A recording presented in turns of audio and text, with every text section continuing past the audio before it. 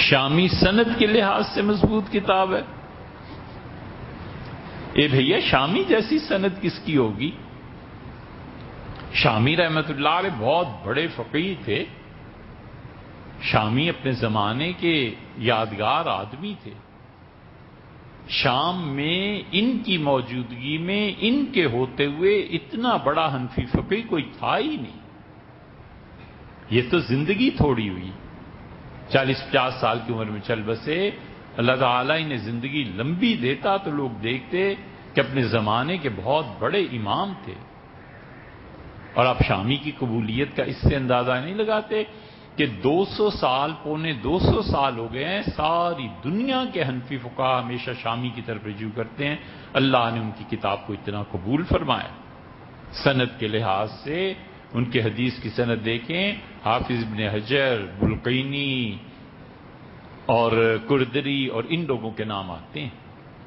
ان کی فقہ کی سند دیکھیں، امام ابو یوسف، امام محمد، امام ابو حنیفہ رحمۃ اللہ علیہ تک بلا کسی واسطے کے پہنچتی۔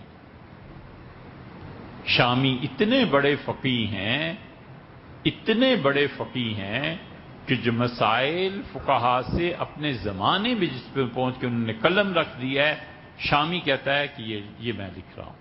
اور شامی رحمۃ اللہ علیہ کی اتنی احتیاط ہے، اتنے متقی آدمی ہیں، کئی مرتبہ آپ اسے پڑھے تو یہ نہیں کہتے کہ میں فتویٰ دیتا ہوں، کہتے ہیں اس پہ غور کر لیا جائے، بس اپنی رائے دیں گے، پھر کہتے ہیں اس پہ غور کر لیا جائے۔ یہ اللہ کے ساتھ ڈرنا، خوف خدا کا روب، یہ اس کی دلیل ہے۔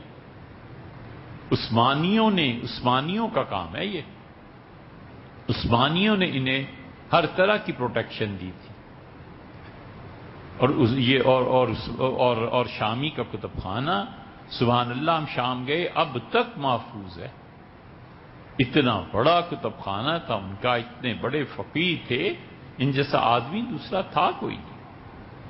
اور شامی رحمت اللہ علیہ نے حنفیوں کو جو آخری عثمانیوں کی سرپرستی میں جو قانون دیا ہے، کمال کی چیز۔